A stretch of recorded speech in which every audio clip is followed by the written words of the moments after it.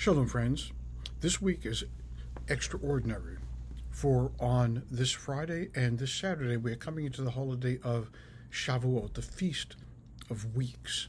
Weeks meaning 7 weeks, that we started counting on the second night of Pesach, the second night of Passover, that wend their way through a 49-day trek through the desert, where our ancestors found themselves at the base of an innocuous mountain in the middle of this desert of Sinai, at Mount Sinai, where they were about to receive the Word of God. On Shavuot, we read from the book of Ruth. The book of Ruth is powerful, and sometimes, maybe even most of the time, the subtext of the Torah is as compelling as the text of the Torah. Let me explain. It begins talking about Beit Lechem, in English Bethlehem. But I'm mentioning the Hebrew of Bethlehem, Beit Lechem, because it's revealing. It is Elimelech and Naomi and their entire family that exit from Beit Lechem, which is translated literally as the house of bread. And they exit the house of bread, Bethlehem, Beit Lechem, because there was a famine in the land. Hear the incongruity of the words themselves. There's a famine in the house of bread, and they go to live in the land of Moab, where they seek sustenance, a respite from the famine that is gripping the land. In leaving the house of bread, the bread basket that would supply them, the rabbis asked them, what is the nuance of this? What is this trying to teach us as a subtext? It's not necessarily just the house of bread where bread physically is found, but the bread of life, the sustenance, the staff of life, which is not lechem, which is not bread, but rather Torah.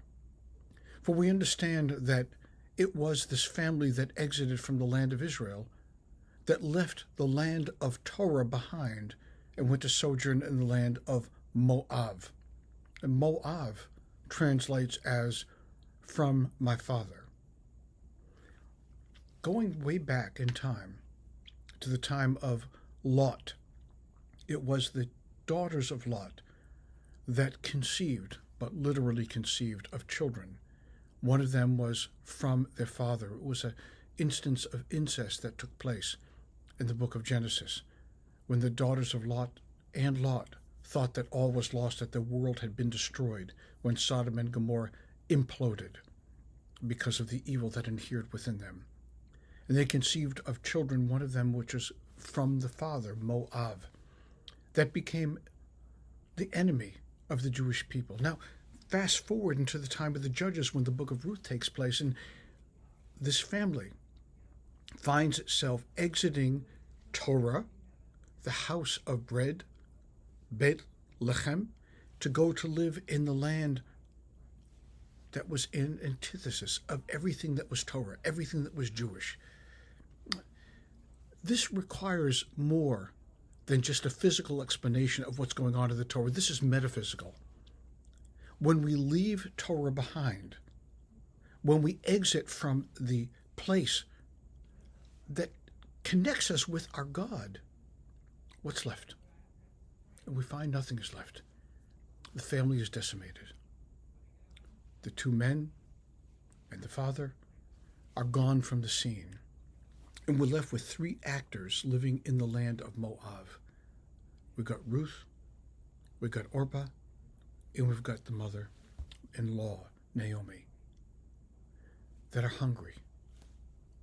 Not in the way for bread again, but they're hungry to yearn back to their roots, to find out who they are, and ultimately the destiny of who they're going to become. That's what this book of Ruth is all about. It's about a return back to our roots, a return back to who we are, a return back into what God knows we should be, and our soul knows that we can connect with and become reacquainted with, and return to our basic element. This is why we read the book of Ruth, and this is why we celebrate the festival of Shavuot. It is an urge to come back, to return home, to what we were and what we can be.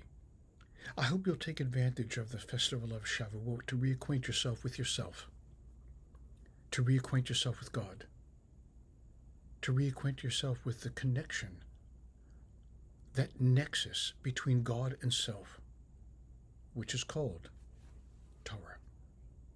Shabbat Shalom. Chag Sameach.